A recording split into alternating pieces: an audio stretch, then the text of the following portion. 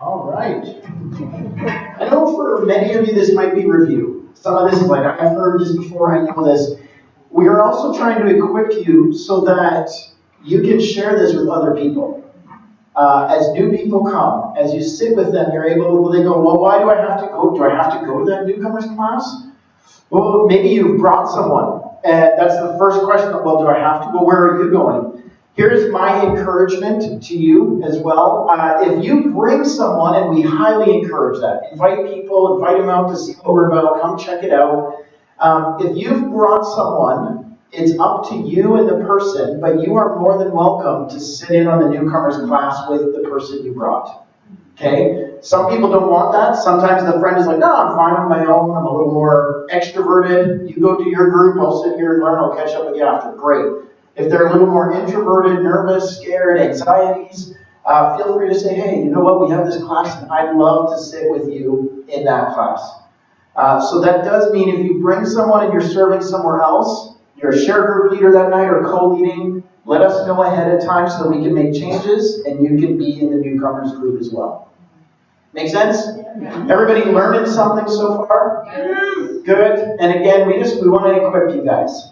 You know, part of the follow-up, one of the greatest things, I'm stuck on newcomers for a minute because I love it. One of the greatest things I find with newcomers is actually the next week. When I've got to hear them, I've got to connect, we talk, we make it very welcoming. It's a conversation, grab a coffee. I'll let people go for a smoke break before we start because they're already like, where am I? What's going on? Go have a smoke, come on back. But for me, it's the next week where I committed to remember the 2 or 3 names of the people that came so that when they walk in, like Shirley talked about earlier, we instantly have a way to connect. Hey, good to see you again, Jen. Good to see you again, Lois. And suddenly there's a sense of, I belong here. They remembered me. Oh, and part of the other part of that is we do a follow-up call as well. We connect with our newcomers. One of our share group leaders calls or co-leaders. And we may be calling on some of you as you take on some new roles. It's a quick phone call. Someone like Candace hates cold calling people. Someone like me, I'm like, hey, I'll go through the phone book. Let's do this up. Someone's going to talk to me eventually. You know, we want to be able to push you a little bit, but we also do want you to be comfortable and ready for what you're doing as well. I get to talk to you now about sponsors and accountability partners. And again, part of this is refresher for some of you, but some of this is how are we connecting other people to what we're doing now? How are we equipping them? Step 4 says this, and some of this isn't on there. All that's on there is basically the descriptions of a sponsor, and we can put those up in a minute. But step 4 says this: we made a searching and fearless moral inventory of ourselves. Let us examine our ways and test them, and let us return to the Lord. When I've taught the sponsor lesson before, I said, you know, in my head, I'm an animated guy. I hear the radio voice come in, and it's scary. You know, it's like, oh, we made a searching and fearless. No, like I hear like the searching and fearless moral inventory. You're like, I do not want to do this. This does not sound fun. This is not going to be good. There's people that hear that. We talk about sponsors, accountability every week, and for some of them, that's a scary word. Inventory. You know, we're going to talk about forgiveness. We're talking, like, some of these things are literally, people just get on pins and needles right away. It is our job to help them connect, and it is a lot easier to do a fearless moral inventory with the help of someone beside you. Yeah. We don't walk alone.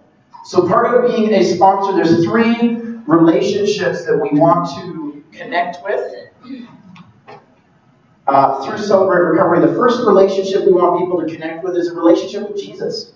We really want to introduce people to Jesus. I try almost every week I'm up here doing a lesson or anything to invite people. If you do not know this Jesus we're talking about, find someone with a badge.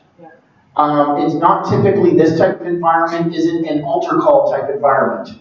If you want to meet Jesus, raise your hand right now. I've done those environments as well. When I was in Africa, there was a lot more of that style than the one-on-one style.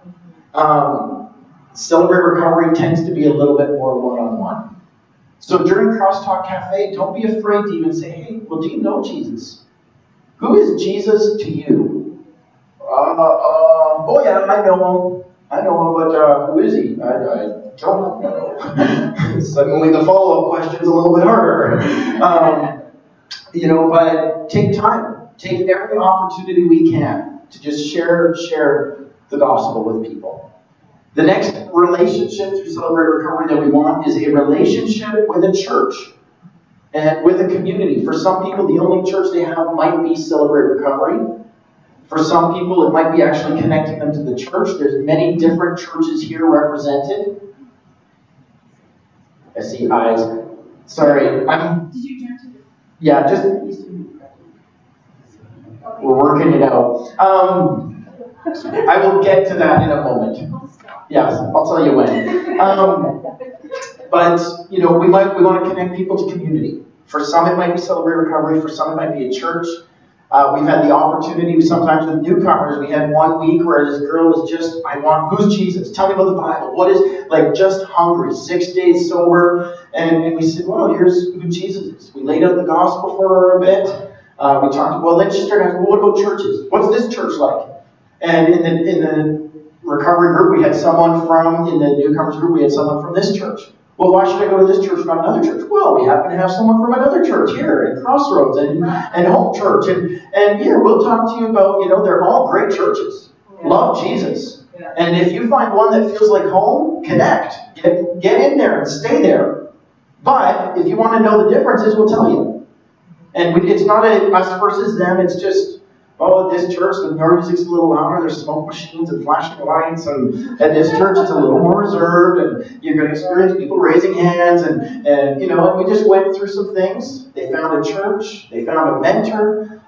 Shirley actually had the privilege to go in and lead her to the Lord while she was in the hospital, and since then has been following up with discipleship every week, and these are the relationships. And the third and final relationship, if we want our program to work, for us personally and for others, is a sponsor and accountability. Why do we have a sponsor? There's 3 reasons we have a sponsor. Number 1, it's biblical. Proverbs 27:17 says, as iron sharpens iron, so one person sharpens another. And the phrase one another is used in the New Testament over 50 times. We need one another. It is a biblical concept. It's not just you and Jesus. That's the most important. But if you don't have people helping you, we're going to be in big trouble. Number 2, it's a part of our recovery program. If you really want CR to work, and if we want newcomers to find that it works for them, we have to help them connect with accountability and sponsors. This is our job as leaders. And the third reason we use a sponsor and accountability team is to prevent relapse. It's a lot harder to go back to your old life when you have someone going, hey, you're struggling? I'm with you. Get up. Call before you fall. Yeah. It's sometimes with sponsors, accountability partners, I've been there for years. That's part of my testimony that you'll hear in March. But, I would call after, I messed up again. I did. And when we actually learn to switch that and call before we're, hey, I'm thinking of having a drink. Hey, this anger has been building in me. Hey, my anxiety is, hey, my sexual addiction, hey, my whatever it is, I'm tempted right now. Yeah. If we start calling ahead of time, it makes it a lot harder to go back to where we've been in the past. That's right. So good. Way out. It's a way out. Absolutely. The Bible says God always gives us a way out. I thought you said I was way out to lunch. I'm just reading stuff here.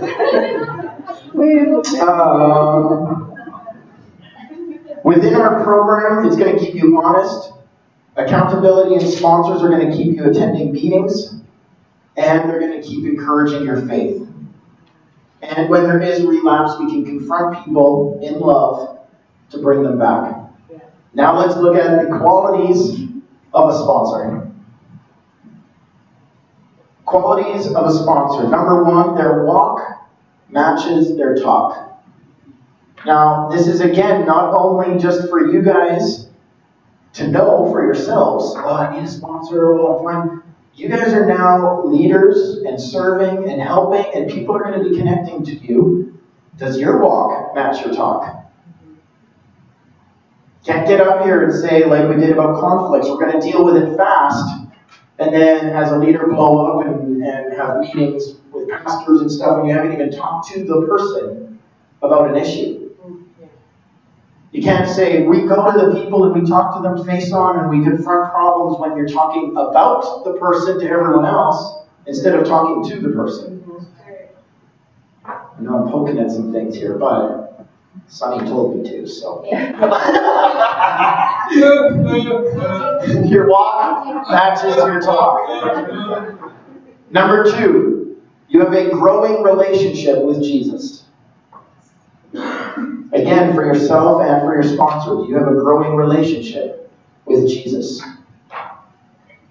Number 3, you show compassion, care, and hope, but not pity. You missed one. Did I miss one? Oh, desire to help others. Thanks for your help there. She would make a great sponsor. And accountability partner. You show compassion and hope, but not pity. All of you are here because you have a desire to help others. That's why you're here, hopefully. If not, just for the lunch, right, Jacob? But I'm down with, I told him that's why I'm here too. I want the food, so. But we're here to help others. And then when we find accountability partners, sponsors, there has to be an empathy. We're not saying be heartless. But there's a difference between when you begin to pity someone, oh, I feel so bad for you. Oh, that's awful what happened to you. Oh, and we almost enable them to stay a victim. Yeah. Yes. We don't want that. Right. We do recover. We meet Jesus. We overcome. And we do that through working the program together. And then suddenly we can stand here a year later and say, Richard says it every week that he's up here. I have overcome. I have victory over drugs and alcohol. Yeah. Drugs for him 30 years. Alcohol for 4 years, 5 years. 5. He has victory. We don't have to stay the victim. And then he's realized other areas that he has to now work on and continue to work on. Someone who's a good listener.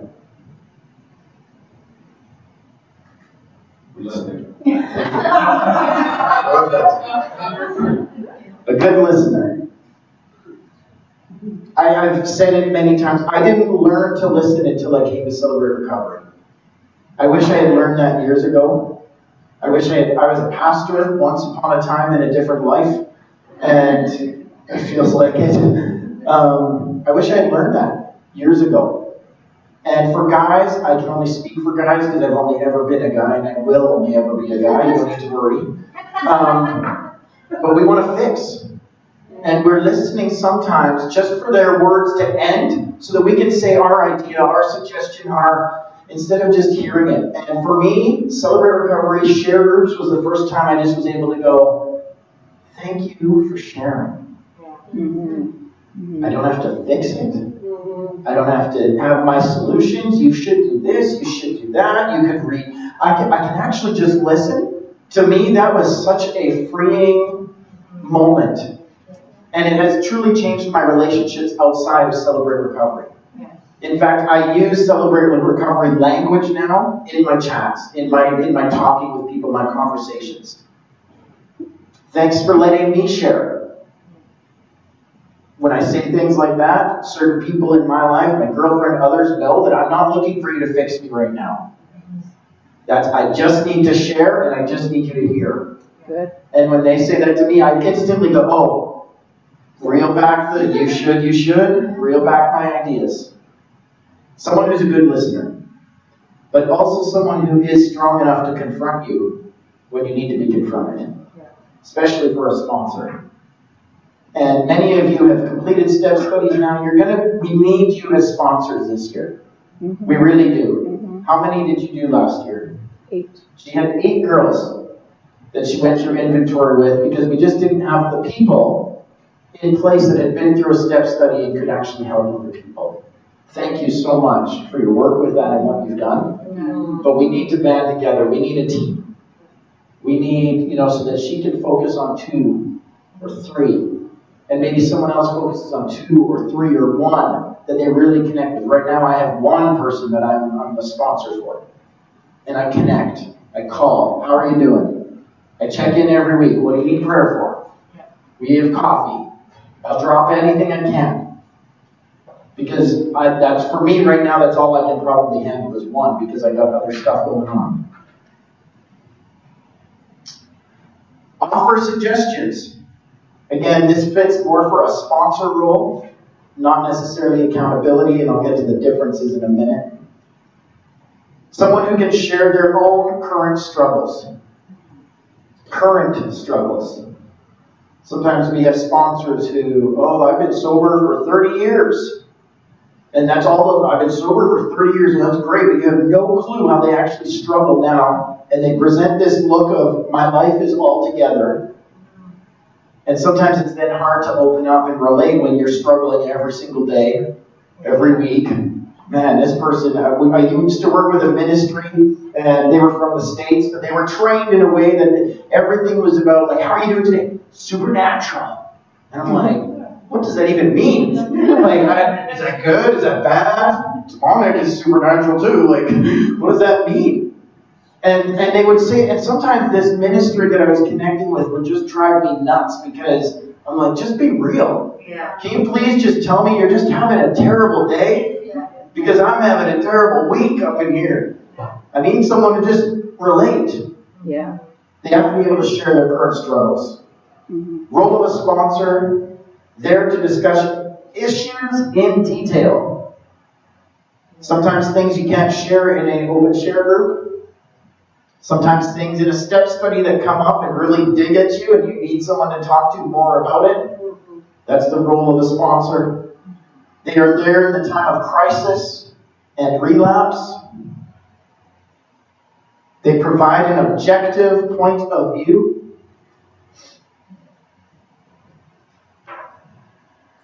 Encourage you to work your principles at your own speed. But they'll also encourage you not to fall behind, and they will also encourage you not to rush ahead. Right. They're going to help keep a pace, set a pace, but they're going to let you go when you go, hey, I'm not ready. For me, the first step study I took was actually with Lois's husband, Dwight. He was my step study leader, and there was times he had to push me, Dan, you got to do this step. And I said, man, I'm still just realizing I'm not God. I'm still on step 2 up in here. I'm realizing how much, and you know what, I had to kind of put that to the side and keep working on it while I continued with the process. And honestly, it took me almost a year and a half to realize how much in my own life I had taken the role of God and thought, I'm in control and I can do this and I can handle it. Yeah. So good. Now I'm on step 3.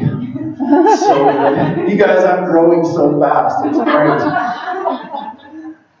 But at your own speed, they also model a lifestyle that results from working the 8 steps, the 8 principles and the 12 steps, rather. Lastly, a sponsor can resign or can be fired. I've been fired as a sponsor. I know you may find that hard to believe. I haven't. You know what? I didn't meet what their expectation was, and we had to go. That's okay. And he found someone else that worked really well and started to bring that guy some life. Yeah. You can also resign. And I've heard a lot of stories. Richard, part of our core team, has had to meet with some guys and say, hey, I try to call you. I try to reach out. You're not in the meetings. You're not calling me back. You're not in the step. You're not working your steps. I cannot help you if you don't want to help yourself. Yeah. And I'm sorry, but I don't see this relationship continuing in the way it is right now. Mm-hmm. There is a difference between accountability and sponsors. And to just quickly summarize that for you, your accountability team can be people at the same level as you. They're kind of, the best analogy I've ever heard is they're your teammates. They're in the game with you. They're in the step study, and they can hold you accountable. Now, what does that mean? Every area of your life? No. Some people help me accountable to be at meetings. Some people help me accountable for sexual addiction. Some people help me accountable for my devotion life. And I ended up creating a team of accountability. And I needed a team. I needed 3 or 4 guys to help me through the first couple of years. Now that started to change. I had one sponsor. And then I brought them in. So the sponsor is more of a coach. There's someone that's already been through it. They're able to help direct you, guide you. An accountability team is your teammates at the same level as you. So as people are asking questions, or maybe you haven't ever heard it that way either, which means you probably weren't listening during the sponsor lesson, but we want to help you guys with this and to know how this works together. So does that make sense? Yeah. Okay, and as we have new people come, let's introduce them to sponsors, accountability partners, and help them connect to this group, connect to Jesus, and see lives changed. All right, let's stop the video. Bye. Goodbye.